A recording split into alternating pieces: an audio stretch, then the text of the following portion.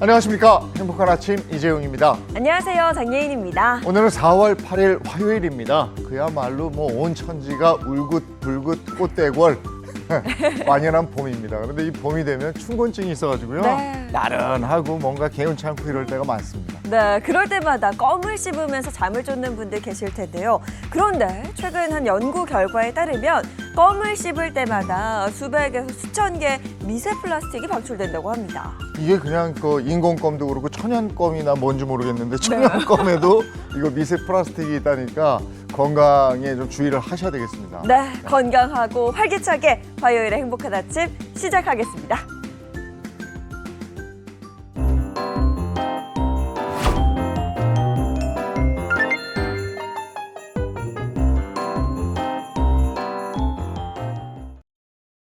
네, 화요일 아침에는 어떤 소식이 들어와 있을까요? 모닝픽부터 시작하겠습니다. 손석우 평론가와 함께합니다. 어서 오세요. 안녕하세요. 네, 모닝픽 첫 번째 소식 어떤 겁니까? 네, 첫 번째 모닝픽은 72억 골드카드입니다.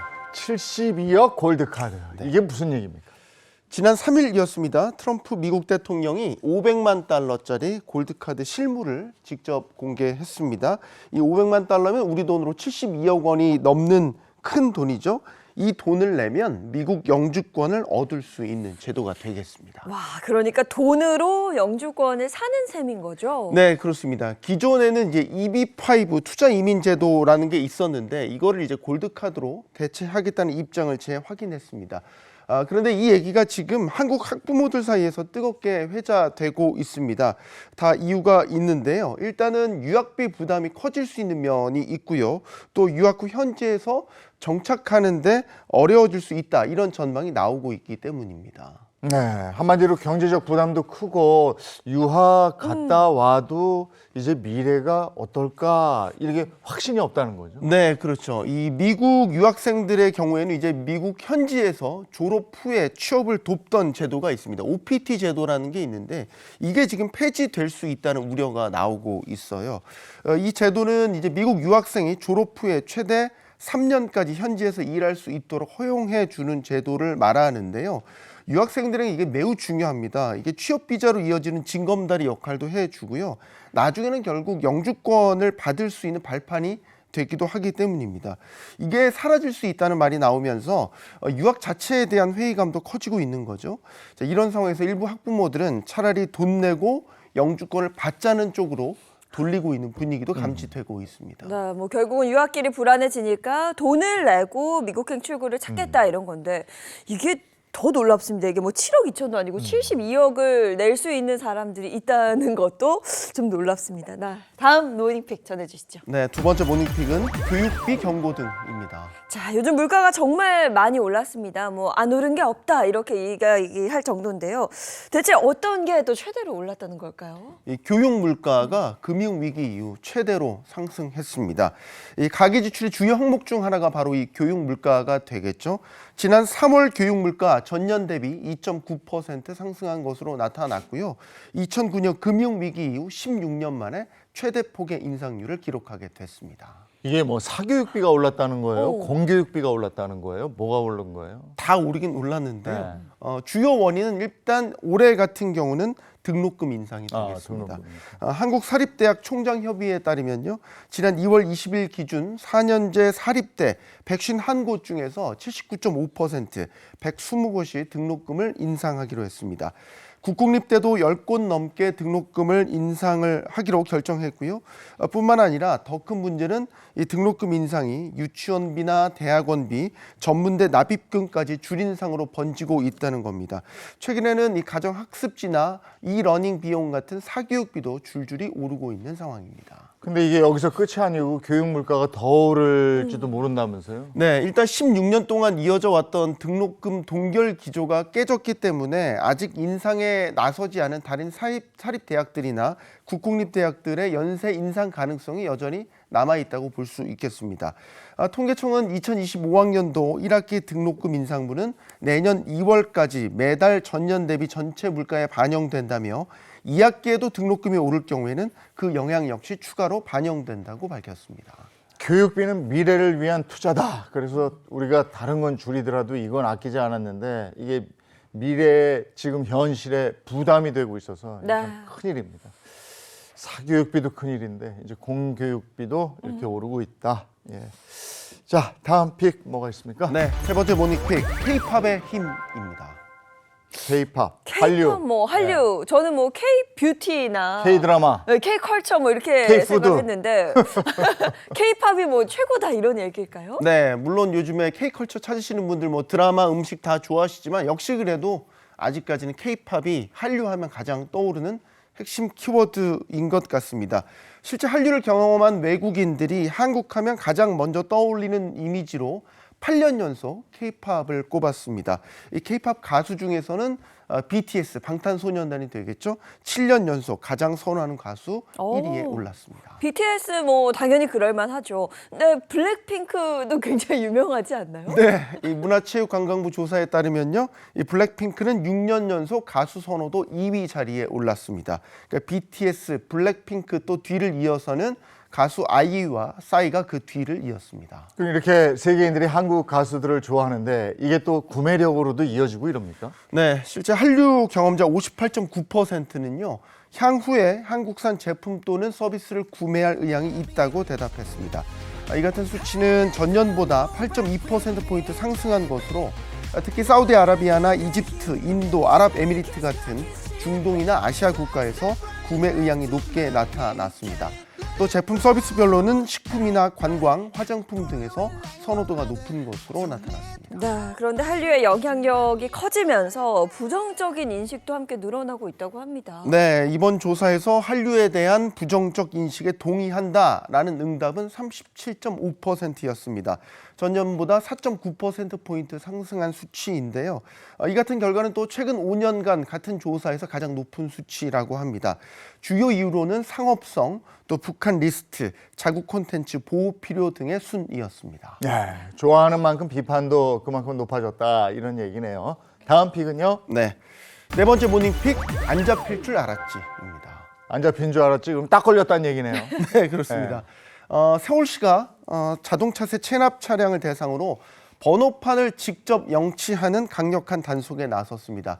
말 그대로 이 번호판을 뜯어가는 강제 조치가 현재 시작된 상태입니다. 네, 대체 몇 번이나 밀렸길래 이렇게 번호판을 뭐 강제로 뜯어가는 정도가 됐을까요? 일단 2번 이상 체납하면요, 번호판이 뜯기게 되고요. 5번 이상 밀리거나 100만 원 이상 체납하게 되면 견인 후에 공매로 넘어가게 됩니다. 네, 서울시가 이렇게 강력하게 단속하는 거 보니까 체납 차량이 꽤 많은 모양이죠. 네, 그렇습니다. 올해 2월 말 기준으로요, 서울에 등록된 차량이 약 317만 대인데요. 이 중에서 23만 6천 대, 7.4%가 체납 상태고요.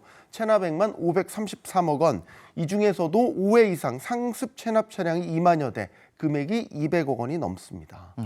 사정 있는 사람도 있지 않을까 싶은데 모두 다 단속 대상인 건가요? 네, 그렇진 않습니다. 서울시도 역시 예외 조항을 두고 있습니다. 이 자영업자나 소상공인처럼 생계형 운전장의 경우에는 이 분납 계획서를 제출하고 이를 이행하면 일정 기간 동안 이 영치를 유예해 준다고 밝혔습니다. 네, 그러니까 고의로 안 낸 사람, 뭐 사정이 있는 사람 이렇게 나눠서 하는군요. 네. 네, 알겠습니다. 근데 또 이거 이용하지 않을까? 네. 자, 오늘 모닝픽 여기까지 하겠습니다. 손석우 시사평론가와 함께했습니다. 고맙습니다. 고맙습니다. 고맙습니다. 자, 이어서 오늘 날씨 알아보도록 하겠습니다. 문단영 기상캐스터 나와주세요. 네, 어제 경남 하동에 또다시 산불이 발생했습니다. 아직까지 전국에는 산불 위기경보 심각 단계가 유지 중이고요. 영남을 중심으로 대기가 매우 건조한 데다 강풍까지 더해지고 있어서 산불에 유의하셔야겠습니다. 건조특보는 현재 대구와 울산을 중심으로 내려져 있습니다. 여기에 동해안 대부분 지역에 강풍특보도 발휘 중인데요. 순간풍속 초속 20에서 25m 정도로 매우 강하게 불어와 작은 불씨라도 발생하지 않도록 유의하셔야겠습니다. 오늘 전국의 공기질은 대체로 무난하지만요. 오전에 국외 미세먼지 유입으로 수도권은 일시적으로 탁하겠고요. 낮부터는 황사가 유입돼 서쪽을 중심으로 일시적으로 농도가 높아지겠습니다. 오후에는 어제와 비슷한 따스함이 이어집니다. 서울이 19도, 대전 20도, 대구 23도까지 오릅니다. 하늘도 대체로 맑게 드러납니다. 다만 강풍특보가 내려진 동해안 외에도 오늘 오후까지 전국에 불어오는 강한 바람 유의하셔야겠습니다. 오늘 반짝 맑다가 내일부터 전국에 비가 내립니다. 비는 목요일까지 이어지겠고요. 토요일에 다시 한번 비 소식 들어 있습니다. 지금까지 날씨 전해드렸습니다.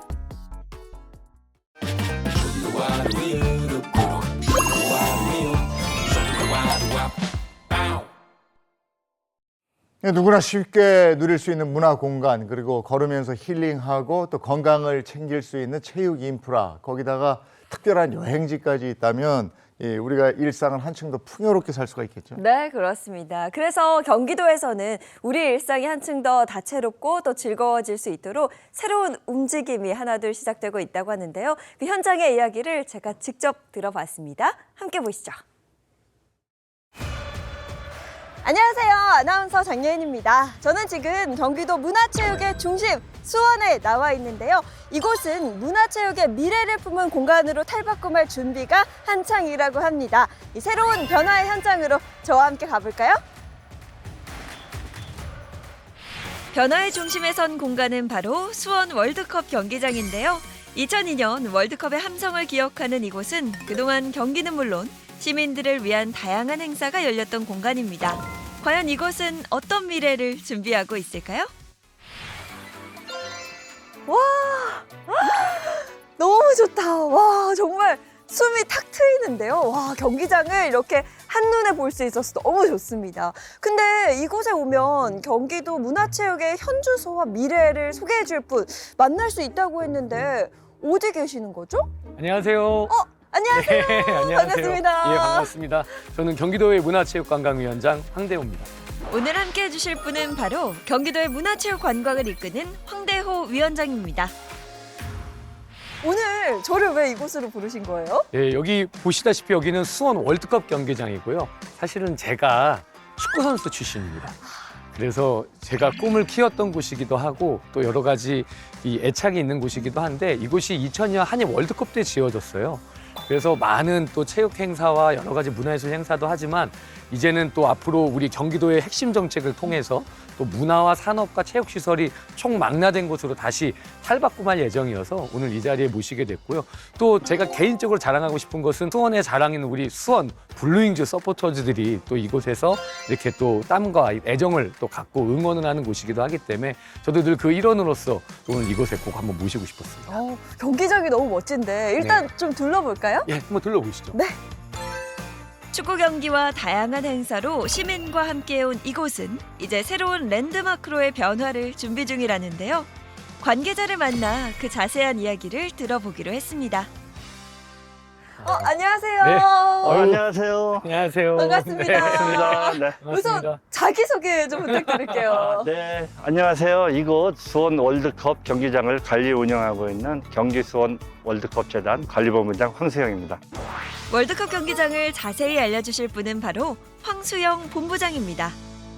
이렇게 넓고 좋은 경기장이 잘 활용되지 못하고 있다고 들었습니다. 어떤 점이 가장 아쉬우실까요? 네, 저도 사실 아쉽습니다. 그래서 이 경기장 연간 유지 관리비만 사실 100억 원 이상이 듭니다.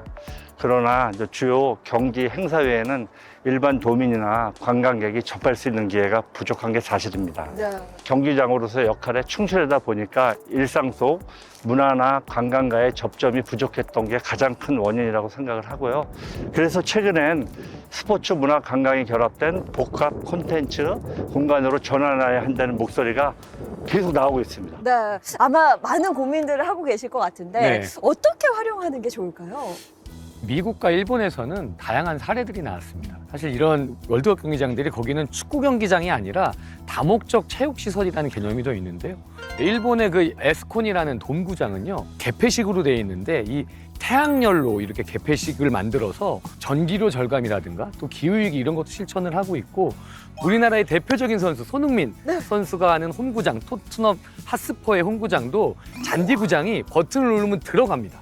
그리고 콘서트장을 사용할 수 있는 그런 공간이 올라오고요. 24시간 365일을 활발하게 이렇게 운영을 하니까 2023년에만 수익이 1조 4천억 원.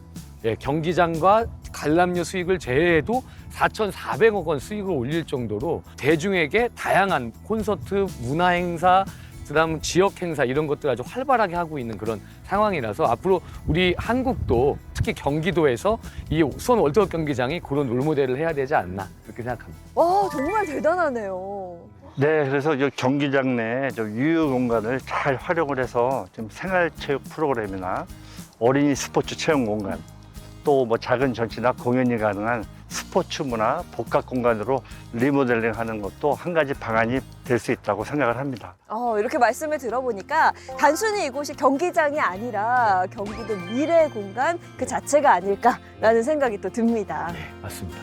이번엔 경기도 문화체육관광의 현재와 미래를 조금 더 깊이 있게 들어보는 시간을 마련했습니다.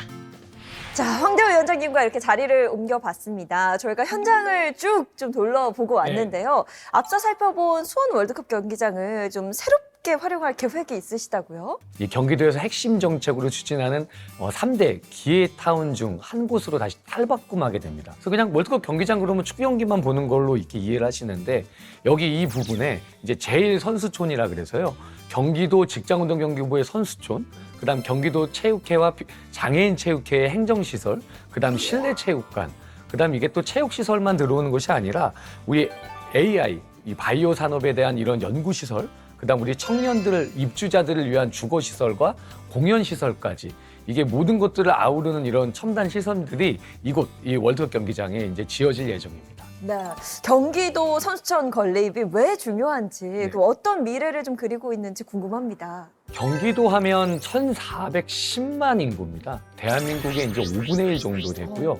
체육으로 따지면 늘 절반 이상의 이런 체육인들이 많이 분포되어 있는 곳이기도 합니다. 그래서 국가 경쟁력에서 차원에서도 봐도 이 경기력 향상을 위한 전문 시설이 이 광역단체에선 최초로 그런 국제 규모 시설급으로 유치를 해서 우리 선수들도 활용하고 또 많은 시도대회도 유치하면서 우리 생활체육인들이나 우리 꿈나무들 육성에도 이렇게 요람이 좀 될 수 있게 그렇게 만들고자 하고 있고요. 아마 이 사업은 우리 경기도의 문화체육관광위원회에서 아마 중점적으로 다뤄서 이제 연구 용역도 추진을 하고 있고 그 결과에 따라서 이번 연도에는 꼭 예산을 수립해서 내년에는 첫 삽을 뜰 수 있게 이렇게 추진 중입니다. 그야말로 스포츠와 문화 또 산업이 한 공간에서 이루어지는 경기도형 미래 복합도시네요. 예, 맞습니다. 지금 이곳이 우리 신분당선과 또 동탄, 인덕원선이 연결되는 이런 더블 역세권이에요. 또 이것이 전국대회 규모나 국제대회 규모를 했을 때 이런 문화나 숙박 이런 것들이 수원 특례시에는 워낙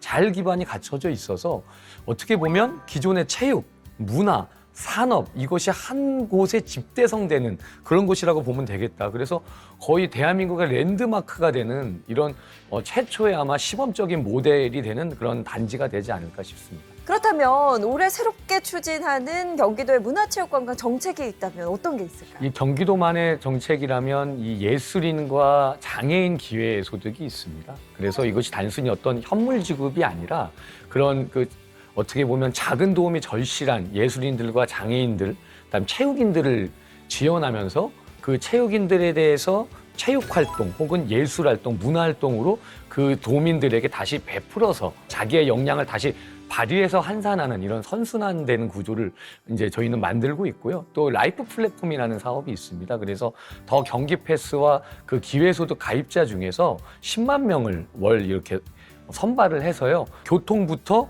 스포츠부터 문화 관람까지 6만 원에서 어떻게 보면 10만 원 최대 이런 비용을 절감해주는 이런 교통과 문화, 예술, 체육을 한 카테고리에 묻는 사업이 또 시범적으로 되고요. 또 아까도 말씀드렸지만 경기 선수촌, 또 경기도 북부체육회 이런 사업들. 그래서 이렇게 대한민국에서 최초로 시범 운영되는 이런 사업들이 많이 출발할 예정이다. 이렇게 말씀드립니다. 위원장님, 그 위원회를 운영해 오시면서 네. 협치와 소통을 굉장히 강조하셨거든요. 네, 맞습니다. 혹시 기억에 남는 사례가 있다면 어떤 게 있을까요? 제가 경기도 문화체육관광위원회 상임위원장이 첫 되던 날 슬로건으로 말씀드렸던 게 우리는 문화체육관광당이다라는 얘기였어요. 예, 그러니까 3년간 700억 원을 순중했습니다. 이게 7대7 동수구조라 어떤 한 명이라도 반대를 하시면 예산, 정책, 조례 등 다 통과되지가 않는 구조임에도 불구하고 가장 빠른 예산 심사를 했고 늘 인사청문회 이런 것도 어떤 흠집 내기가 아니라 어떤 정책 검증을 했다 이러면서 저는 대한민국 국회가 하지 못하는 정말 시민들이 원하는 정치의 모델을 경기도의회 문화체육관광 당이 하고 있다. 저는 이렇게 자평합니다. 네. 이와 더불어 지역 발전을 위한 산업 기반 조성도 굉장히 활발하게 이루어지고 있는 걸로 알고 있습니다. 네네. 관련해서 주목할 만한 사업이 있다면 좀 소개해 네. 주시죠. 단연 서수원 R&D 사이언스 파크의 추진이라고 저는 생각하고요. 이게 사실 지역의 수건 사업이었는데 이제는 실시 이제 사업이 이제 2027년도부터는 추진될 걸로 예상이 됩니다. 그래서 이게 말씀대로 그 성균관대학교 식물원 부지와 일반 민간 땅을 포함해서 최첨단 R&D 연구 시설을 이제 집약해서 이제 지어지게 되고요. 그렇게 되면 또 연구시설만 들어가는 게 아니라 주민 편의시설까지 함께 지어지게 됩니다. 그리고 거기에 직업교육까지 맞물려서 우리 지역의 청년들이 여기서 공부하고 여기서 취업하고 창업할 수 있는 토대가 만들어질 것이다 이렇게 생각합니다. 그럼 문화체육관광 분야에서 이 네. 수원을 중심으로 하고 있는 정책이 있다면 네. 또 어떤 것들이 있을까요? 또 제가 경기도의 문화체육관광위원장이긴 하지만 또 수원의 시민한 사람이기 때문에 더 관심을 갖게 되는데요.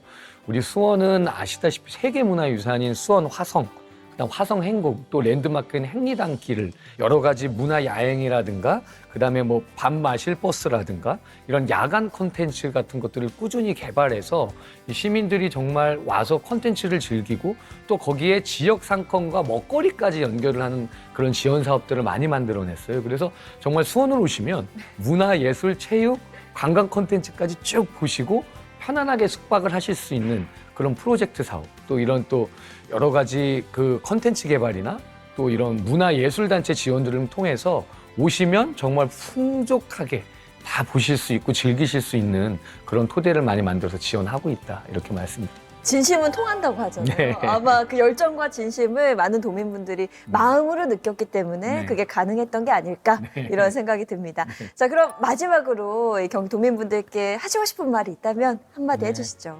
1410만 경기 도민 여러분께 저는 늘 다짐했습니다. 이익 앞에 물러서고 책임 앞에 다가서는 정치인이 되겠다고 늘 다짐합니다.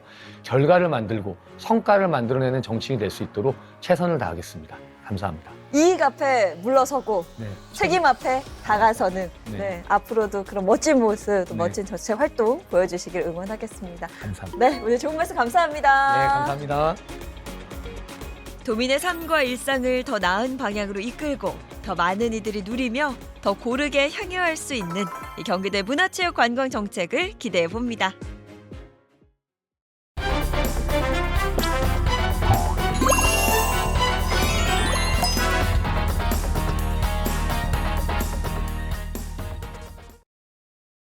행복한 아침 함께하고 계신 지금 시각이 7시 54분을 향해 가고 있습니다.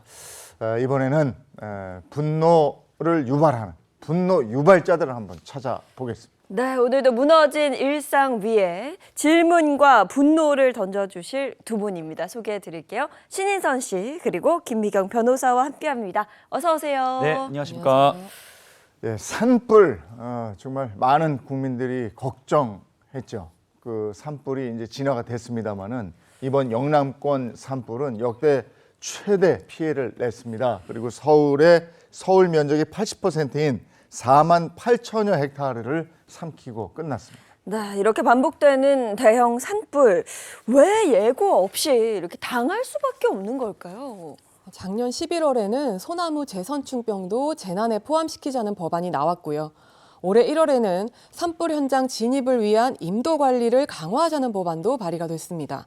최근에는 헬기 도입 비용을 정부가 의무 지원하자는 법안까지 법안은 분명 나왔습니다. 그런데 현실은 한 발짝도 못 나갔습니다. 법은 있는데 책임은 없고 이게 지금 우리 현실입니다. 네, 피해 마을은 지금도 복구 중입니다. 이재민도 있고 실화자도 있지만 책임자가 없습니다. 오늘의 분노 유발자 주제 바로 공개합니다. 자, 오늘의 분노 유발자 주제입니다. 매년 불타는 책임, 매년 사라지는 책임자입니다.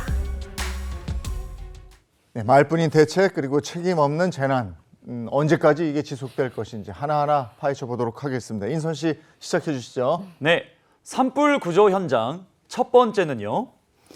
피해자들의 소리 없는 고통입니다. 7일 경북도에 따르면 지난달 22일부터 28일까지 경북 5개 시군을 덮친 산불로 주택 4,199채가 소실됐고요. 피해 가구는 2,002가구에 피해자는 3,314명으로 잠정 집계됐습니다. 이 시스템 입력이 계속 진행 중이라서요. 이재민 수는 더 늘어날 것으로 보입니다. 언제 집으로 돌아갈 수 있을까라는 이런 질문이 이제 사치가 된 지금 피해자 이재민들은 이런 어려운 생활을 이어가고 있습니다. 네, 이재민들이 겪어야 하는 기약 없는 시간과 막막함. 과연 누구의 책임일까요? 화마로 인해 삶의 터전을 잃은 이재민들 마음이 어떤지 영상으로 준비해봤습니다. 함께 보시죠. 공허한 마음에 잠 못 드는 밤, 이재민들은 그 밤을 묵묵히 버티고 있습니다. 거기 사무 90만원짜리 살았는데 근데 사무 이런 게 쫓겨나왔네. 집도 저도 없는데 이제 우리 어디가 사니까 이제 무다 잠이 안 오대. 잠도 안 오고 걱정도 되고.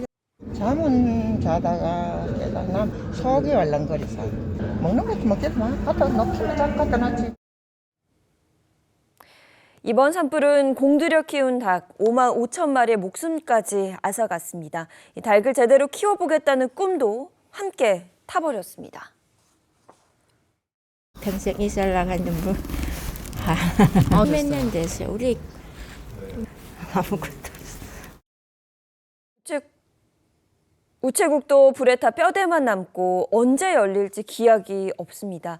화마는 일자리까지 삼켰는데요. 복구와 재가동에는 1년 넘게 걸릴 거라고 합니다. 네, 그야말로 화마가 집어삼킨 건 시간이었습니다. 양계장의 우체국 농공단지까지 지금 주민들은 삶을 그냥 잃어버린 게 아니라 다시 시작할 내일조차 없는 상태인데요.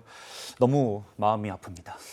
앞서 영상에서도 나왔습니다만 이재민들은 언제 집에 돌아갈 수 있을지 기약도 없습니다. 그리고 피해 말씀드렸는데 피해가 엄청나죠. 네, 산불의 규모가 워낙 컸던 만큼 피해도 막대합니다. 아직 재산 피해는 공식적으로 집계되진 않았지만 정부는 복구 비용만 약 3조 원에서 4조 원이 소요될 것으로 추산하고 있습니다. 이 소실된 임야 면적은요, 약 4억 8천만 제곱미터, 평수로 환산하면 약 1억 4,520만 평에 달합니다. 네, 그럼 가장 중요한 보상은 어떻게 제대로 이루어지고 있나요? 네, 생계비는 가구 원 수에 따라 차등 지급되는데요. 6인 가구 기준으로 약 248만 원 수준입니다. 사망자와 실종자에게는 2천만 원, 부상자에게는 500만 원에서 최대 1,000만 원까지 구호금이 지급되고요. 주택 피해는 파손 정도에 따라 최대 3,600만 원, 세입자에게는 600만 원까지 지원된다고 합니다. 지난 2022년 울진 삼척 산불 당시에 완전 파손 판정을 받은 주택에 1,600만 원이 지급됐는데요. 보상 금액이 그때보다 오르긴 했지만 여전히 현실과는 거리가 있는 금액입니다. 그리고 더 큰 문제가 이재민 대부분이 고령의 어르신들이라는 거고 그래서 건강 관리는 잘 되고 있는지 이 부분도 걱정이고요. 정부가 지원한다 열심히 대책을 내놓고 있습니다만 이게 현장에 바로바로 닿고 있는지 이 부분도 또 걱정이 됩니다. 네, 정부도 손 놓고 있지는 않습니다. 산불 피해 대책 가운데 가장 주요한 문제로 주거 안정을 꼽았고요. 임시 조립주택 약 2,700동을 신속하게 공급할 예정이라고 합니다. 또 집이 유실되거나 파손된 특별 재난 지역 이재민들에게는 최대 1억 2,400만 원까지 초저금리로 대출을 지원하겠다고 밝혔습니다. 하지만 대출은 빚이잖아요. 결국은 계획에 없던 돈을 생각하셔야 되는 건데 고령의 어르신에게는 부담으로 다가올 것 같거든요. 네, 또 정부가 내놓은 간접 지원 항목도요, 37가지에 달합니다. 특별 재난 지역에 대해서는 세금, 전기, 가스요금, 통신요금, 또 건강보험, TV 수신료, 예비군 훈련까지 면제, 유예, 감면해주겠다라고 발표를 했습니다. 당장 바로 모든 걸 복구할 수는 없겠습니다만 지금 필요한 건 실질적인 속도와 현실적인 맞춤 대책이 아닌가 싶습니다. 네, 결국 또 똑같은 질문을 하게 되는 겁니다. 대체 이 대책은 언제 나왔냐 이거죠. 불나기 전부터 우리가 대책을 세우고 대비를 했어야 되는데 그 전에 뭐 했냐 이게 먼저인 것 같습니다. 그 부분은 인선 씨가 좀 짚어주시죠. 네, 산불 구조 현장 두 번째는요. 반복되는 산불, 제도는 제자리입니다. 이번 산불도 그랬죠. 법은 있었고 대책도 또 말은 했는데 그 현장이 또 무너졌습니다. 자, 지금부터 세 가지 분노를 나눠서 한번 짚어보도록 하겠습니다. 네, 인선 씨, 첫 번째 분노는요? 예, 첫 번째 분노는요. 날지 못한 구조대입니다. 날지 못한 구조대. 최근에도 불을 끌어갔다가 헬기가 추락하는 사고가 현장에서 발생해서 안타까웠습니다. 자, 영상 보시겠습니다. 4월 6일 대구에서 발생한 산불을 진화하던 헬기가 추락했습니다. 비닐하우스 위 철조망 너머 헬기는 형체를 알아볼 수 없을 정도로 부서져 있었습니다. 출렁이만 하고 막 바람 갑자기 많이 불어보기네. 중앙 그걸 잃어버더라고. 삥 돌면 제가 뚫리죠. 불빛은 그때 막 붙어가 막 붙어가 이제 앞으로 오는 주의라. 사고 20분 만에 불은 꺼졌지만 70대 조종사는 숨진 채 발견됐습니다. 저수지에서 물을 싣고 가던 중 추락한 것으로 전해졌습니다. 이게 44년 된 헬기라고 들었는데 거의 50년 전인데 이걸로 어떻게 불 끄는 작업을 합니까? 실제로 2013년부터 2023년까지 산불 진화 도중에 헬기가 추락한 사고는 총 10건으로 이로 인해서 16명이 숨지고 5명이 다쳤는데요. 대부분 지자체가 임차한 20년 넘은 노후 헬기였습니다. 이 정비도 부품 교체도 제대로 되고 있지 않다 보니 이런 사고가 반복되는 것 같습니다. 네, 그런데요. 헬기 도입과 교체, 이 예산 300억 원이 전액 삭감됐습니다. 예산만 삭감되지 않았어도 이번 이 산불 진화하는 데 있어서 혹은 뭐 확산하는 데 있어서 그 양상이 좀 달라졌지 않을까 싶은데요. 이게 뭐 단순히 헬기만 추락한 게 아니라 이 시스템도 곧 무너진다라는 신호인 것 같아서 정말 답답하고 또 화가 납니다. 소방 헬기가 하늘에서 제대로 날지 못했고 그렇다면 지상 상황은 어땠을까요? 두 번째 분노 이어갑니다. 두 번째 분노는 끊긴 길, 끊긴 대응입니다. 한마디로 불을 끌어가야 되는데 길이 없었습니다. 네, 인선 씨가 얘기하는 끊긴 길은 임도, 즉 산으로 들어가는 진입도로를 말하는데요. 이번 영남권 산불처럼 이 임도가 없으면 진화대원들은 15kg이 넘는 등진 펌프를 메고 낙엽을 치우면서 산을 올라야 됩니다. 국회에서 임도의 설치와 관리 체계를 바로잡다는 법안이 발의가 됐지만 산림훼손이라는 논란에 부딪혀 논의조차 제대로 못하고 있습니다. 그 사이 산은 다 타버렸습니다. 그렇다면 필사적으로 불길을 막은 사람들은 누가 지켰을까? 마지막 분노입니다. 예, 세 번째 분노는요. 불 끄는 사람은 누가 지키나입니다. 산불을 막는 사람들, 소방관들, 그리고 산불 예방 진화대 이야기입니다. 네, 특히 산불 예방 진화대는요. 불이 났을 때 현장에 가장 먼저 도착하는 분들이라고 합니다. 그럼 뭐 화마의 최전선에 계시는 분들이라는 뜻이잖아요? 맞습니다. 그런데 이분들의 평균 나이는 61세고요. 6개월짜리 단기 계약직으로 최저임금을 받으면서 일하고 있습니다. 사실 이분들의 원래 업무는 산불 예방과 순찰입니다. 하지만 현실은 다릅니다. 진화 현장에 투입되고 장비도 제대로 지급받지 못한 채 가장 위험한 곳에 먼저 들어갑니다. 예, 우리가 모르는 사이 사람을 태워서 불을 끄고 있는 느낌인 것 같아요. 근데 이런 구조적인 방치는 여기서 끝이 아니고요. 소방관들도 상황은 다르지 않았습니다. 네, 최근 소방관들이 먹은 이 저녁밥 사진 한 장이 SNS에 올라왔습니다. 2개의 일회용 그릇에는 밥을 말은 미역국과 김치 그리고 콩 반찬이 조금 담겨 있었는데요. 이게 정말 화가 나는 부분이 이거예요. 6시간 동안 불을 끄고 온 소방대원의 식사였다고 합니다. 이 정도면 안타깝다 못해서 분통이 터지는 상황 아니겠습니까? 누리꾼들이 말씀을 해주셨습니다. 죄수들도 저거보단 잘 먹겠다. 아이고 고생이 너무 많으시다면서 한 끼조차 제대로 챙겨주지 못하는 이 현실에 다들 속상함을 넘어서 분노를 표하고 계십니다. 근데 저런 일이 어제 오늘의 일이 아니라고 그러는 거고 계속해서 소방관들의 현실 이어보겠습니다. 이건 밥 한 끼 문제가 아닙니다. 우리가 지켜달라 했던 안전은 있었지만 정작 그걸 지켜내야 했던 사람들은 아무도 지켜주지 않았습니다. 누구보다 먼저 달려가는 사람들이 가장 나중에 돌아보게 되는 이 현실, 이게 말이 됩니까? 고기는 저희가 먹을 수 있는 항목이 아닌 것 같아요. 그냥 야채류 종류, 김치류 종류, 그다음에 진미채, 콩, 우유 이런 걸로 대처하고 있습니다. 그래서 아침밥을 그냥 포기하는 소방대원들도 굉장히 많다고 합니다. 아침에 직원들이 계란 후라이 해먹고 빵을 토스트기에 해서 잼 발라먹는 거예요. 사발면 먹는 데도 있고. 생명을 지키는 사람을 굶기고 있다는 건 정말 말이 안 되는데요. 이쯤 되면 소방관 대원분들의 한 끼 식대 얼마인지 궁금한데요. 네, 소방청 자료에 따르면 전국 소방서 중 급식비가 가장 낮은 곳은 대구 A소방서로 3,112원, 그 다음은 경남 B소방서 3,852원, 그리고 전북 C소방서는 3,920원입니다. 네, 소방관 분들의 한 끼 식사가 3,000원입니다. 이게 그러니까 그냥 와서 굶고 앞서 뭐 인터뷰 통해서 봤겠지만 고기는 전혀 볼 수가 없는 반찬입니다. 뭐 이렇게까지 이야기를 하셨는데요. 저는 특히 이 영상을 보고 굉장히 가슴이 아팠습니다. 영상 보시죠. 최소한 전쟁 때도 먹이는 걸 먹였습니다. 소방관이 체력이 약해가지고 시민을 못 구한다는 거는 말이 안 되지 않습니까? 자, 이런 현실을 바꿔보겠다고 적극적인 바꾸려는 움직임도 네. 좀 나타나고 있습니다. 네, 부실급식 논란 이후에 많은 지자체들이 예산을 올리고요. 개선책도 시행 중입니다. 전북특별자치도는 소방관 한 끼 식사 단가를 기존 3,900원대에서 8,200원 이상으로 2배 넘게 인상했고요. 강원특별자치도도 급식비 예산을 40% 증액하면서 지원 관서도 확대하고 있습니다. 믿고 의지해야 할 마지막 보호 방화복조차도 녹아내리고 헬멧도 녹아내리고 이랬습니다.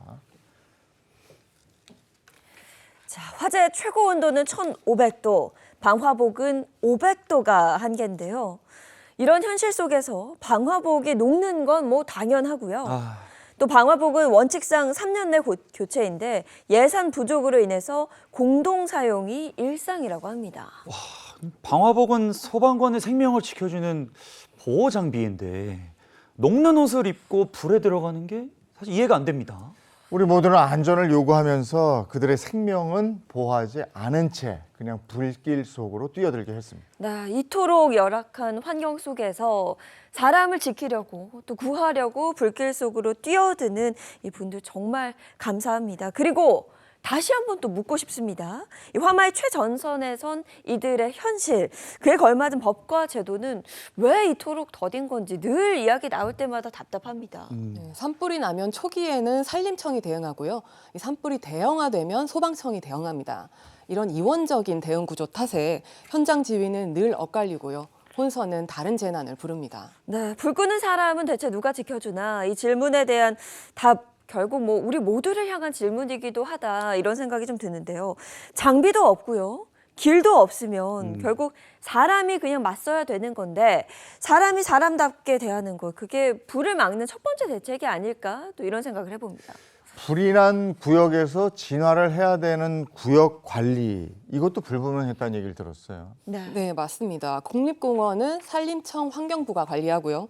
사유지는 지자체 소관입니다. 그런데 그 경계 지역은 관리도 예산도 사각지대입니다. 결국 아무도 책임지지 않는 거죠. 결국 사각지대 시스템이 불씨를 키운 것 같네요. 네, 맞습니다. 이 체계에도 대대적으로 좀 정비를 해야 우리 산림을 지킬 수 있다는 이야기이기도 하거든요. 이번 산불도 마찬가지로 정확한 원인은 조사 중입니다만은 전문가 대부분들은 산불이 사람 때문이라고 얘기합니다. 그러니까 인재라는 얘기 아닙니까? 네. 산불 구조 현장 세 번째 말씀드리겠습니다.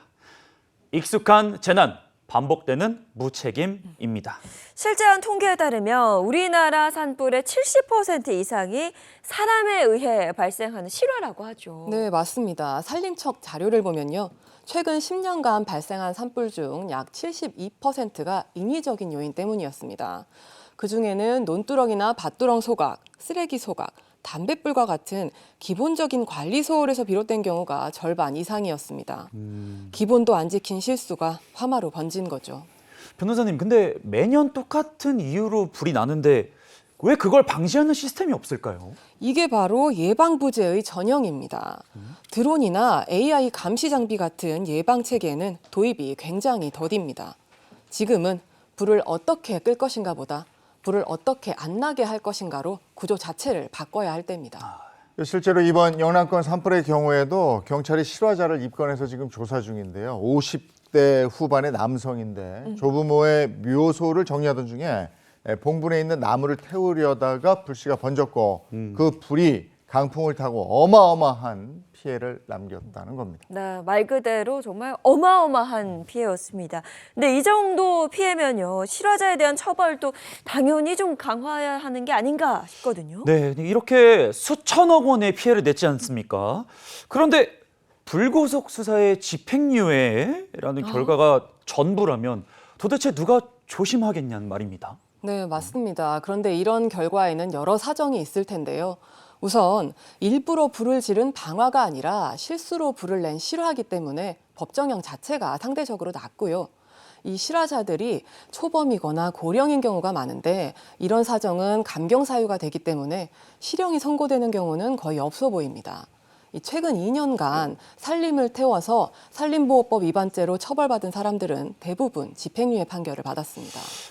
근데 이게 좀 말이 안 되는 게 산불을 냈는데 그냥 실수이니까 봐준다라는 말이 좀 이해가 안 됩니다. 그러면 정말 아까 제가 말씀드린 대로 실수라고 하면은 조금 위험 부담이 덜 하니까 자기는 그거를 누가 조심하겠냐 이런 말을 드리는 건데요. 네, 맞습니다. 그래서 요즘은 지금 산불과 같은 대형 산불의 경우에는 별도의 양형 기준을 만들어야 된다 이런 지적이 많습니다. 지금 현행 맞습니다. 현행 산림보호법에 따르면 과실로 산림을 태운 사람은 3년 이하의 징역 또는 3천만 원 이하의 벌금에 처해지고 있습니다. 그런데 이번처럼 대형 산불로 인명피해가 크고 재산피해가 큰 경우에는 그에 상응하는 처벌이 있어야 될 텐데요. 그 민형사상의 책임을 분명하게 묻는 방향으로 법 적용을 해야 할 필요가 있습니다. 이게 매년 산불이 되풀이되고 있잖아요. 네. 근데 우리가 매년 이렇게 똑같은 얘기를 하고 있어서 이제 그냥 이대로 받아들이면 안 될 것 같아요. 네, 맞습니다. 뭐 매년 이맘때 날이 좀 건조해지면 산불 소식 계속해서 들리고 있거든요. 이걸 반복하지 않기 위해서 지금 뭘 좀 바꿔야 할까요? 네, 예방 시스템부터 바꿔야 됩니다. 최근 강원도는 AI 기반 감시 시스템을 도입했는데요. 이런 게 전국적으로 확대되려면 이런 예방 계획이나 예산 배분을 전면적으로 재조정해야 됩니다. 그렇지 않으면 매년 같은 피해, 같은 뉴스가 반복될 겁니다. 네, 제발 이제는 이런 엄청난 인재로 인한 재난과 안타까운 대응 안 봤으면 좋겠습니다. 네. 오늘 여기까지 해야 되겠네요. 김미경 변호사 고맙습니다. 고맙습니다.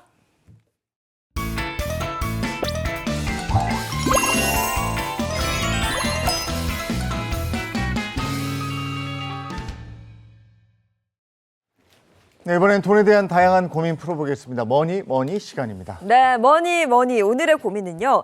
남편의 퇴직금 2억 원 어디에 넣어야 할까요? 라는 고민 준비해봤습니다. 지금 TV를 시청하는 시청자뿐 아니라 누구든 한 번쯤은 겪게 되는 순간이 있는 것 같습니다. 남편의 퇴직금 2억 원 어디다 넣어야 안전할까요? 안전은 물론이고 조금 불어나면 좋겠다 이런 말씀이신 것도 같고 김현우 소장님과 얘기 나눠보도록 하죠. 어서 오세요. 네, 안녕하세요. 네, 반갑습니다. 저 인선이한테는 아직 먼 얘기입니다. 그랬으면 좋겠어요. 네. 사실 퇴직금이란 개념도 없는 가수 입장이기 때문에 많이 궁금하거든요. 근데 지금 우리 행복한 아침에 경험자가 있으신 것 같아요. 우리 제드래곤. 네. 우리 재용 MC 아나운서님께서 경험 있으신 것 같습니다. 제가 예전부터 일할 때부터 그쪽에서 만나 뵀었거든요. 오. 퇴직금 받아서 뭐부터 하셨어요, 선배님? 저도 전 직장에서 26년 일하면서 퇴직금이 솔치 않았죠. 이거 잘 운영을 했어야 되는데 어디 이게 쓰셨어요? 참 힘듭니다. 근데 어쨌든 장기간으로 운영 플랜 잘 짜셔야 되는데요. 그냥 이자 얼마 더 주겠다, 안전하다 이 말에 속으시면 안 됩니다. 네. 제 얘기는 다 아실 테니까. 네. 그러면 혹시 저랑 네. 저는 이제 또 프리랜서 개념이고 저도 좀 직장 있으시잖아요. 아니, 저도 프리랜서죠. 그래도 네. 그래도 직원 여기 다니잖아요. 월급 받으면서. 근데 동갑이거든요. 우리 예인 MC. 네. 예인 MC는 만약에 나중에 퇴직금 받으면 어떻게 하실 겁니까? 저는 뭐 퇴직금을 만약에 나중에 뭐 어디서 받게 된다면 네. 제가 가까이서 너무 잘 봤잖아요. 투자는 없습니다. 저는 안전하게 그냥 그대로 놓고 이거 반토막 나는 순간 그냥 집안 분위기도 반토막이거든요. 네. 저는 투자 없이 그냥 가만히 둘 것 같아요. 그 퇴직금은 정말 안정적으로 운영을 하셔야 돼요. 그런데 안정적으로 운영을 하려는 사람한테도 그걸 싹 파고들어서 안정적인 몇 %인데 1, 2% 더 주는 뭐 이런 미끼를 던져요. 이런 거 조심하셔야 되는데 정말 오늘 그래서 이 얘기를 더 잘 들으셔야 됩니다. 네. 이게 퇴직금이라는 게 사실 목돈 엄청난 큰 돈인데 이게 그냥 일반적인 돈이 아니라 어떻게 보면 평생이란 대가라고도 볼 수 있잖아요. 근데 이거를 이제 내 노후를 위해서 쓰자니 긴 기간 동안 써야 되는데 은행 예적금에만 넣어놨을 땐 물가도 극복 못할 것 같아. 이런 아쉬움 때문에 자칫 잘못 투자를 했다가 크게 손해를 보거나 진짜 돌이킬 수 없는 후회를 하는 경우들도 많이 있거든요. 그러니까 네. 사실 안전하게만 어디에 두는 것과 그다음에 어느 정도는 수익을 내면서 물가 상승을 극복하는 것, 그 중간점을 찾기가 굉장히 어려운데 이게 사실상 가장 중요한 거라고 볼 수 있습니다. 오늘 사연에 보면은 이 퇴직금 때문에 네. 부부 사이에 갈등이 있었다고 합니다. 네, 맞습니다. 퇴직금 2억 원을 받은 남편입니다. 이걸 불릴까 혹은 묶어둘까? 아내는 좀 불안하고요. 남편은 좀 욕심이 나는 것 같습니다. 진짜 리얼한 부부 대화를 한번 꽁트로 저희가 전해드릴게요. 네, 제가 퇴직 10일 남편 역할 맡고 예인 씨가 아내 역할을 맡아서 하겠습니다. 오늘 역할 선정부터가 리얼 어떻게 갈등을 보일지 전업주부와 퇴직 10일차 남편 꽁트로 함께 만나보시겠습니다. 안녕하세요. 저는 57세 전업주부로 1965년생, 이제 퇴직한 지 10일차 백수 남편과 살고 있습니다. 이 통장에 퇴직금 2억 원이 딱 들어왔죠. 그런데 기쁨도 잠시, 이 돈을 어떻게 굴릴지 혹은 지킬지 부부 사이에 갈등이 시작됐습니다. 여보, 우리 통장에 2억이 딱 지켰어. 아우, 이제 뭐 우리도 어엿한 부자야. 아니 여보 잠깐만. 그 돈 어디 넣을 거야? 말해봐. 아니 근데 은행은 뭐 이자가 너무 쥐꼬리잖아. 오. 그리고 요즘에 AI가 알아서 굴려주는 것도 뭐 있다고는 하는데 이 가상화폐라는 것도 있던데 이게 뭐 이제 또 점점 오를 거라고도 하고 말이야. 가상화폐? 당신 예전에 그거 투자했다가 마이너스 40% 났던 거 그것도 벌써 잊어버렸어? 아니, 그때는 그냥 충동적으로 한 건데 이번에는 내가 전문가들 영상 이런 거 쫙 보고 공부도 쫙 하고 했어요. 됐어 쫙 뭐 할 거 없어. 내가 다시 얘기하지만 여보, 나는 예금이 좋아. 우리 나이에 수익보다 중요한 건 마음의 평화야. 알았어, 마음의 평화. 그럼 이렇게 해. 퇴직연금처럼 위험한 자산, 이 퇴직연금이니까 위험 자산은 70%, 안정 자산은 30% 어때? 문제는 지키는 거지. 거기서 조금 더 넣을까? 당신 뭐 계속 그러고 있잖아. 그렇지. 예, 그 좀 더 넣어야지 그럴 거야. 이 돈은 진짜 땅 파서도 안 나온 돈이야. 우리 인생 마지막 거금이라고. 그래서 말인데 그 월급처럼 그 따박따박 그 꼬박꼬박 받는 뭐 그런 방법 없을까 여보? 뭐 IPR 계좌 이런 거 얘기하는 거 같은데 그거 복잡하다 그러는데. 그러니까 우리 둘이서 이제 그만 좀 판단하고 이번에는 전문가 조언 듣자. 제발. 저희 부부는 물려받은 재산도 없고 이 2억이 마지막 기회입니다. 저는 안정이 먼저인데 남편은 굴려야 산다며 제 속을 뒤집습니다. 평범한 우리가 이 돈을 지키며 살 수 있는 방법, 전문가의 현실적인 조언이 필요합니다. 예, 이게 현실이죠. 통장에 2억이 딱 찍혔는데 부부 사이에도 지금 온도차가 느껴지잖아요. 네, 맞습니다. 우선 이 두 분의 재정 상황, 그거 먼저 한번 보겠습니다. 자, 수도권 1기 신도시 자가 아파트 한 채 있습니다. 시세 약 9억 원입니다. 대출은 없고요. 매도 계획도 없으시고요. 금융자산은 퇴직금 2억 원, 예금과 비상금 합쳐서 총 2억 6천만 원입니다. 부부 소득 상황도 한번 보시면요. 모두 현재 무직 상태고 남편의 국민연금은 4년 뒤 개시 예정입니다. 자, 마지막으로 이제 자녀 상황 보시면요. 자녀는 독립 완료, 이미 결혼 비용은 모두 지원해서 예상되는 추가 지원은 다행히 없습니다. 예, 지금 이 돈을 어떻게 나누고 얼마나 어떻게 지켜야 될지 그게 고민인데 대출과 자녀에 대한 추가 지원이 없다. 이것만 해도 큰 건데. 그거는 좀 다행이긴 합니다만 지금 문제는 부부가 현재 무직이고요. 120만 원 수령 가능한 국민연금이 4년 후에야 들어온다는 얘기죠. 4년 뒤에 소득 없이 버텨야 되는 기간 좀 기네요. 그렇습니다. 이제야 그 기간 때문에 그런지 아내의 마음이 좀 이해가 됩니다.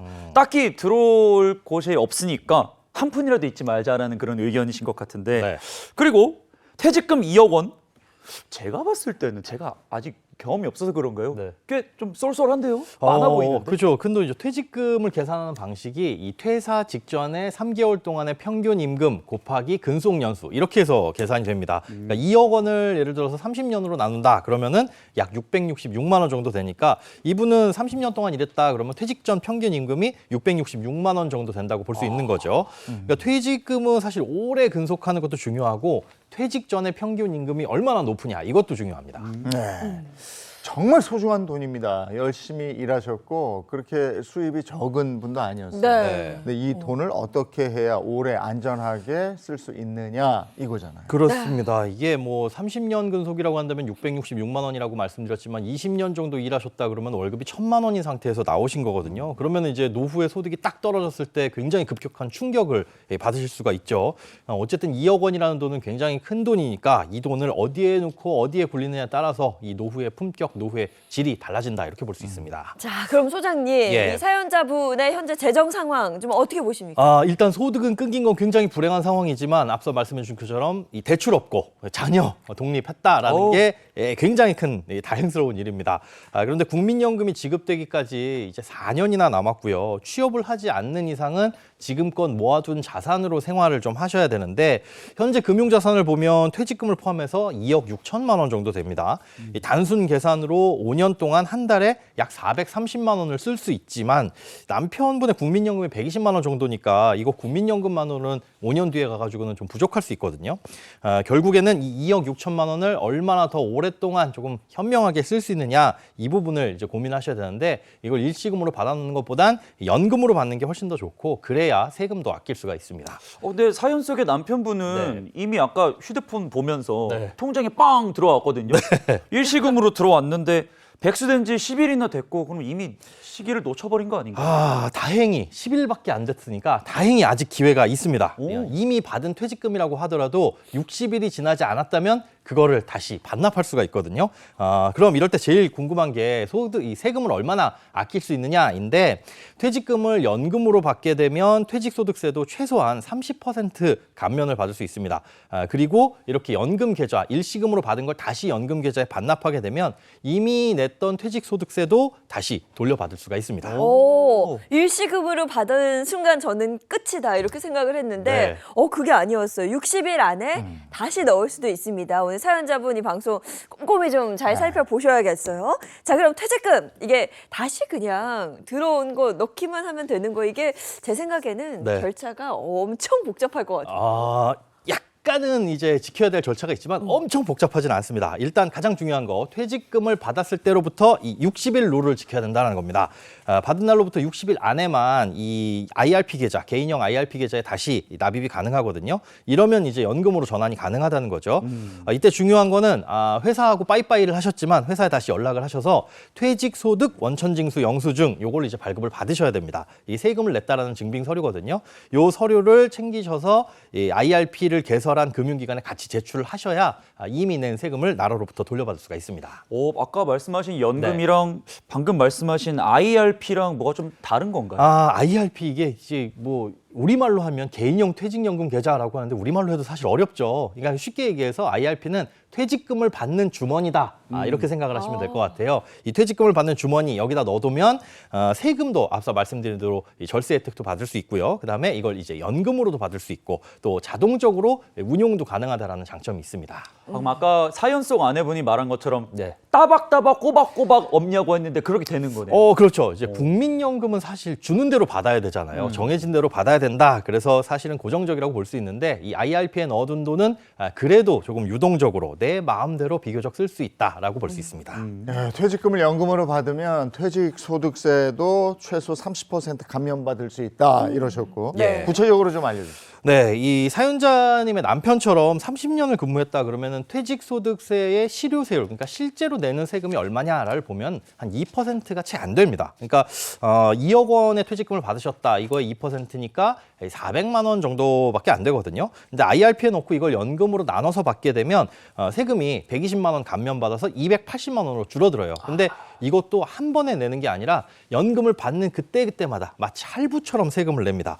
그러니까 이걸 10년에 걸쳐서 받게 되면 약 한 달에 2만 3천 원 정도의 세금만 내시면 되고 11년 이상 또 나눠받게 된다 그러면 감면율이 30%에서 40%로 올라가기 때문에 더 세금을 절약할 수가 있습니다. 오래 나눠 받을수록 세금 혜택이 커집니다. 맞죠? 그렇습니다. 그런데 뭐 그 세금 아끼는 게 제가 말씀드린 게 120만 원이다라고 말씀드렸는데 아유 그럼 일시금으로 받으나 연금으로 받으나 그거밖에 차이가 안 돼? 라고 느끼실 수도 있는데요. 네.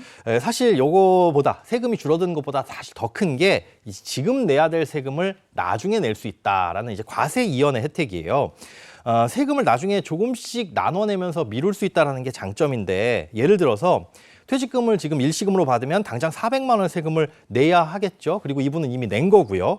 그런데 만약 이걸 연금으로 받으면 그 세금을 아주 천천히 그리고 적게 나눠서 낼 수 있고 그동안 그 돈을 굴릴 수가 있잖아요. 이미 퇴직금을 뭐 일시금으로 받았더라도 그래서 60일 안에 IRP로 이체를 하셔서 이 되돌릴 수 있는 기회를 꼭 잡으셔야 된다라는 겁니다. IRP 그 영어로 돼 있어서 더 좋아 보이긴 하는데 여기다가 그러면 2억 원 그냥 다 넣어버리면 안 됩니까? 2억 원 다 넣어도 되는데 다 넣지 않아도 됩니다. 이게 사실 소득이 딱 끊겼으니까 지금 다음 달이 불안하고 그 다음 달도 불안할 수 있잖아요. 그렇네. 그래서 2억 원 중에 필요한 돈은 빼고 일부만 넣어도 돼요. 예를 들어 5천만 원 정도는 내가 국민연금 받을 때까지는 요거 5천만 원 정도 생활비로 좀 써야 되겠다. 그렇게 빼두고 네. 나머지 1억 5천만 원 정도만 넣어도 되는 거죠. 다만 이런 경우엔 그 세금 감면 혜택도 다시 넣어두는 1억 5천만 원에 대한 세금만 감면받을 수가 있습니다. 이거는 정말 모르고 지나치면 아까운 정보네요. 그리고 요즘에는 퇴직연금 상품 이것도 자동으로 또 운영해주고 이런다면서요? 네, 제가 좀 마음에 안 드는 게 이런 걸 다 영어로 표현을 해가지고 어렵게 느껴진다는 건데 이게 바로 디폴트 옵션이라는 제도입니다. 이게 도입이 되는데 그건 또 뭐야? IRP의 디폴트 옵션 복잡하죠? 앞서 말씀드린 대로 IRP는 퇴직금을 담는 주머니다라고 보시면 되고 이 안에서 어떻게 돈을 굴려야 될지는 본인이 선택해야 되거든요. IRP라는 주머니에 넣어놓고 이걸 예금으로 굴릴지 아니면 펀드로 굴릴지 채권으로 굴릴지 이걸 개인이 선택해야 되는데 선택하지 않으면 그냥 수십 출금 통장에 이자밖에는 안 줘요. 그런데 이거를 복잡하지 않게 어떤 상품에 투자하겠습니다라고 미리 지정을 해놓으면 그게 이제 자동으로 굴러가는 디폴트 옵션이라고 보면 됩니다. 그 디폴트 옵션 구체적으로 한번 말씀해 주세요. 디폴트 옵션이라는 건 그냥 우리가 뭐 하면 디폴트 값 그래서 기본 값이라고 하잖아요. 많이 들어봤어요. 한 번만 딱 지정해 두면 이 IRP라는 계좌에 돈이 들어오는 순간 처음에 그렇게 지정해 준 대로 자동으로 굴러간다. 그러니까 매번 돈을 넣거나 아니면 필요할 때 돈을 꺼냈을 때마다 지정을 하지 않으셔도 처음에 한번 설정해 놓은 대로 자동으로 굴러갑니다. 이렇게 이해를 하시면 되거든요. 그러니까 자동으로 돈이 투자되는 뭐 개념이다. 이렇게 이해를 하시면 될 것 같습니다. 결국 사연자분이 원하셨던 게 그 따박따박, 네. 또 꼬박꼬박 그렇습니다. 돈 받는 거였잖아요. 네, 지금 2억 원이 들어온 지 열흘밖에 안 되셨지만 그거 기분은 그대로 이제 반납을 하시고요. 요 전략을 쓸 수 있는 골든타임이라고 보시면 됩니다.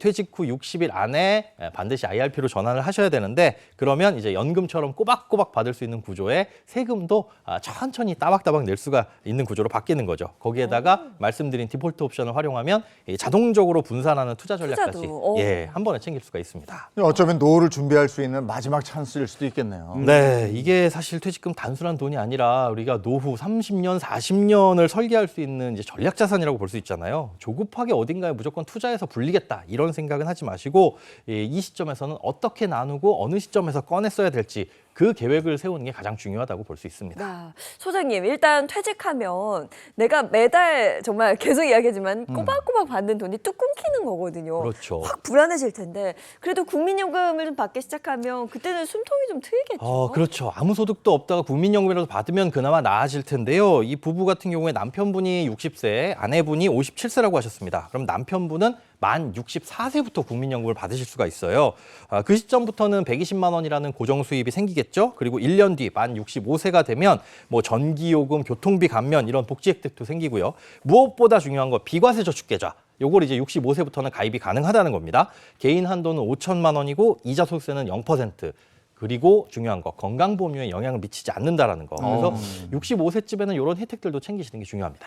어쨌든 저 4년 버틸 준비를 해서 그렇게 전략을 짜면 되잖아요. 지금. 네, 그렇습니다.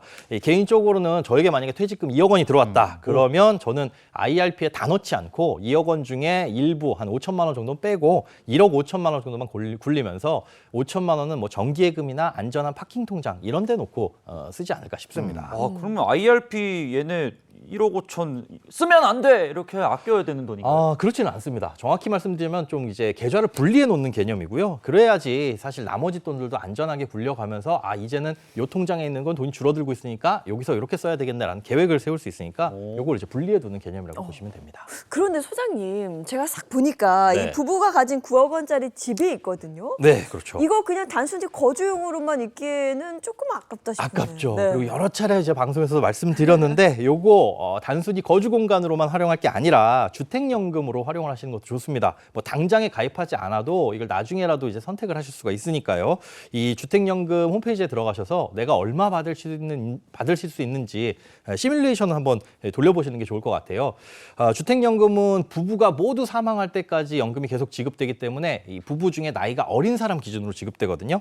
지금 아내가 57세라고 하셨으니까 지금 상태에서 9억 원의 주택으로 신청을 한다. 그러면 한 달에 한 150만 원 정도의 연금을 수령하실 수가 있게 됩니다. 그런데 이 집이 일기 신도시면 이거 재건축 될 수도 있는 거잖아요. 그렇죠. 이게 사실 중요합니다. 이분들 매도 계획 없다라고 말씀드렸잖아요. 그런데 언젠가는 이거 매도 계획 없어도 재건축이 되면 분담금 부담이 생길 수가 있어요. 그러면 이사를 결정하셔야 되고요. 또 주택연금 받는 상태에서 그럼 재건축이 되면 어떻게 되냐? 그것도 계속 받으실 수는 있는데 그럴 경우엔 재건축이 되는 그런 집에 다시 들어가야 되는 상황도 있거든요. 근데 문제는 그럴 때 주택연금을 받고 있으면 이주비 대출이 안 나올 수도 있습니다. 그래서 그때 상황에서 조금 꼬일 수가 있으니까 만약에 재건축이 된다라고 한다면 주택연금을 받고 있더라도 주택을 좀 처분하고 다른 비슷한 가격의 주택을 구입해서 이사를 가시는 것도 방법이고요.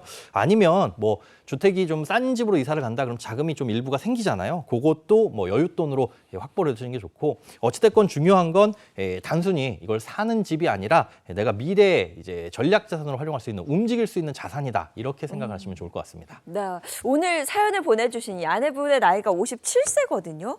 아내 입장에서 지금 뭔가 딱 할 수 있는 거 혹시 없을까요? 많지는 않지만 있습니다. 아내의 경우 지금 노후 준비 막차라고 할 수 있는데요. 뭐가 막차냐? 바로 국민연금 가입입니다. 국민연금은 60세까지만 가입이 가능해요. 지금부터 만약에 매달 20만 원씩 지금 한 번도 안 내셨으면 10년을 내셔야 되는데 20만 원씩 10년을 내게 되면 10년 후에는 한 달에 지금 가치로 27만 원을 평생 받을 수 있거든요. 그러니까 일단 우선은 남편분이 뭐 국민연금 120만 원을 받는 그 4년 후부터 국민연금, IRP 그리고 필요시에는 주택연금 이렇게 확보를 해두시고 아내분도 이제 국민연금 가입을 고려해서 미래 월급 시스템을 만드는 거죠. 27만 원씩 받으면 조금 짠데요. 아니 사장님이 너무하십니다. 이게 자꾸 미래 얘기만 하지 마시고 지금 4년 공백기가 있는데 좀 어떻게 좀 해주면 안 돼요? 그렇죠. 이 소득 공백기가 사실 제일 중요해요. 이 퇴직 후에 연금이 나오기 전까지 아무런 소득이 없는 이 구간을 메우는 게 핵심인데 그래서 필요한 게 바로 이제 소득 사다리 전략입니다. 소득 사다리. 네. 그게 뭐죠? 일단 1단계는 IRP에 1억 5천만 원 넣어두고 2단계는 생활비용으로 정기예금 5천만 원 빼둔 돈 그리고 지금까지 잘 모으신 돈 6천만 원 있잖아요. 요걸로 좀 활용을 하시고요. 3단계로는 이 필요한 시점에 주택연금을 활용하셔라. 이렇게 한 번에 무언가 돈을 다 찾아서 현금화 시키는 게 아니라 미래 시점, 필요한 시점에 맞춰가지고 시기별로 꺼내 쓸 수 있는 자산을 좀 구성을 하는 이렇게 층층이 구성하는 전략이 바로 소득 사다리 전략이라고 보시면 됩니다. 무턱대고 쓰는 것보다 딱딱 계획해서 쓰는 게 낫다. 그렇습니다. 연금 개시 시점까지는 생활비 공백 막을 수 있고 또 조급하게 투자해서 돈을 날릴 위험도 이렇게 하면 좀 줄어들지 않을까 싶습니다. 그런데 요즘은 사실 60세 퇴직해도 그냥 영영 일을 안 하는 건 아닌 경우가 많거든요. 네. 뭐 일도 할 수도 있고요. 그렇죠. 연금도 받고 네. 그렇게 같이 좀 할 수는 없는 거예요? 할 수 있죠. 이제 최근에는 이제 국민연금 받으면서 일정 소득을 벌 수 있는 환경이 점점 이제 좋아지고 있어요. 노인 일자리도 많아지고 있고요. 근데 예전에는 일하면은 그래서 소득이 생기면은 연금 깎인다 또는 안 준다 맞아. 이런 적이 있었잖아요. 실제로 지금도 그렇습니다. 뭐 국민연금이든 공무원연금이든 다른 곳에서 소득이 생기게 되면 내가 받는 연금액이 일정 부분 감액되는데 그럼 소득이 단돈 10,000원이라도 벌면 깎이냐? 그건 아니거든요. 그 소득 기준이 사실은 굉장히 좀 높습니다. 생각보다. 대략 한 250만 원 정도 남짓하거든요. 그러니까 감액되는 비율도 그렇게 크지 않아서 어딘가에서 일을 할 수 있다. 그래서 돈을 벌 수 있다면 저는 적극적으로 보고 추천드립니다. 은퇴하면 이제 소득이 없으시니까 예. 직장 가입자에서 지역 가입자로 바뀌셨단 말이에요. 네네네. 그럼 보험료가 확 올라간다던데? 맞습니다. 은퇴 후에 무서운 건 건강보험료가 제일 무서운데요. 맞아요. 다행히도 이분들 같은 경우에는 지금 건강보험료 부담은 크게 없을 것 같아요. 그리고 지출하고 소득을 미리 설계를 해야 됩니다. 이 건강한 노후 생활비가 300만 원이라고는 하지만 본인의 소비 패턴이 그거보다 더 많을 수 있으니까 우리 집의 기준을 아는 게 가장 중요합니다. 그러면 지금은 고정비를 줄이는 게 먼저인가요? 아니면 소득을 늘리는 게 먼저인가요? 둘 다 해야 되는데 뭐 지금 당장에 가능한 건 일단 고정비 감축이겠죠. 네. 이게 아내도 일을 해야 될까요? 지금 57세시면은 누님입니다. 누님. 그래요? 아직 노후를 얘기하시기 좀 예. 젊으신 것 같아요. 예. 그래서 이분들 같은 게 건강보험 피부양자 자격 요건도 충족하니까 또 연간 공적연금 소득이 2천만 원 넘지 않으면 그렇게 크게 부담 없거든요. 그래서 어쨌든 취직을 해가지고 조금 더 이제 소득을 일으키시는 게 어떨까 싶습니다. 그러면 현실적으로 퇴직금 2억 원을 언제까지 혹은 몇 년 정도 버틸 수 있을까요? 이거 가지고. 이게 생활비를 얼마나 쓰느냐에 따라 달라질 수는 있는데 당장의 생활비만 고려할 게 아니라 이 나이가 들면서 줄어드는 생활비도 감안을 하셔야 되겠죠. 뭐 지금은 예를 들어 500만 원을 쓴다라고 하더라도 20년 뒤, 10년 뒤에는 좀 줄어들 거란 말이죠. 그러니까 2억 원으로 얼마를 버틸 수 있는지는 지금 얼마를 쓰는지에 따라 달려 있습니다. 예. 그러면 지금 말씀하신 거를 지금 당장 실행해야 되겠네요. 네. 자, 이제 퇴직금 2억 원 이거 어떻게 하느냐? 이걸 이제 딱 두 덩이로 나눕니다. 앞서 말씀드린 것처럼 퇴직금 1억 5천만 원은 IRP 계좌에 넣어두고 5천만 원은 뭐 예금이나 파킹 통장, CMA 이런 것처럼 이자는 조금 낮아도 내가 언제든 꺼내 쓸 수 있는 통장에 넣어두시는 걸 추천드리고요. 지금까지 모아둔 돈도 같이 넣어두시면 될 것 같습니다. 그리고 이 9억 원짜리 집은 그냥 사는 곳만이 아니라 이 주택연금 시뮬레이션을 통해 가지고 내가 얼마를 받을 수 있는지 미리 한번 확인을 해보시고요. 앞서 말씀드린 것처럼 지금 신청하면 월 150만 원 정도를 받을 수 있지만 한 60세 때 신청하면은 한 180만 원 정도로 올라가거든요. 그런 것들도 고려해서 적절한 시점에 신청을 하시면 좋을 것 같고 재건축이 된다고 하면은 이제 주택의 가격이 더 오를 수 있잖아요. 이 시세가 오르게 되면 그때 집을 팔고 조금 더 저렴한 집으로 옮겨가면서 남는 차액으로 뭐 생활비나 여유자금에 보태셔도 될 것 같습니다. 그리고 지금이라도 아내분 국민연금을 가입하시게 되면 이 10년 뒤에 월 27만 원을 받을 수 있으니까 요것도 전부 하나로 묶게 되면 이 노후 월급 시스템을 만들 수 있다 이렇게 생각이 됩니다. 예, 지금 말씀하신 걸 토대로 해서 그 퇴직금을 잘 굴리시고 노후 준비하시기 바랍니다. 네. 고맙습니다. 네, 고맙습니다. 네, 이어서 오늘 날씨 알아보도록 하겠습니다. 문단영 기상캐스터 나와주세요. 네, 새벽까지 이어졌던 중부의 비로 아침 기온은 높게 나타나고 있습니다. 현재 서울의 기온은 10.9도를 보이고 있는데요. 추위가 덜해진 건 좋지만 영남 지역의 대기는 다시 한번 건조해졌습니다. 어제 경남 하동에 산불이 발생한 만큼 건조한 대기에 산불이 나지 않도록 조심하셔야겠습니다. 건조특보는 현재 대구와 울산을 중심으로 내려져 있는데요. 여기에 동해안 지역을 중심으로 강풍특보까지 발효 중입니다. 순간풍속 초속 20에서 25m 정도로 강하게 불어오는 만큼 작은 불씨라도 관리 잘 해주셔야겠습니다. 오늘 전국의 공기질은 대체로 무난하지만요. 오전엔 국외 미세먼지 유입으로 수도권은 일시적으로 공기가 탁하겠고요. 낮부터는 황사의 영향을 받아서 서쪽을 중심으로 농도가 높아지겠습니다. 오후에는 어제와 비슷한 따스함이 이어집니다. 서울이 19도, 대전 20도, 대구 23도까지 오릅니다. 하늘도 대체로 맑게 드러납니다. 다만 강풍특보가 내려진 동해안 외에도 전국 대부분 이어지는 강한 바람에 유의하셔야겠습니다. 오늘 반짝 막다가 내일부터 전국에 비가 내립니다. 이 비는 목요일까지 이어지겠는데요. 금요일에는 잠시 그쳤다가 주말인 토요일 다시 한번 전국에 비 소식이 있습니다. 지금까지 날씨 전해드렸습니다.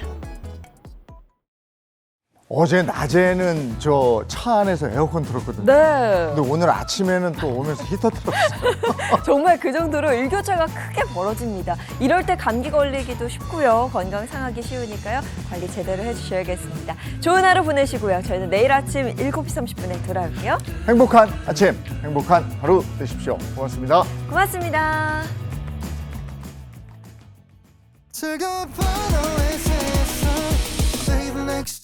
Channel A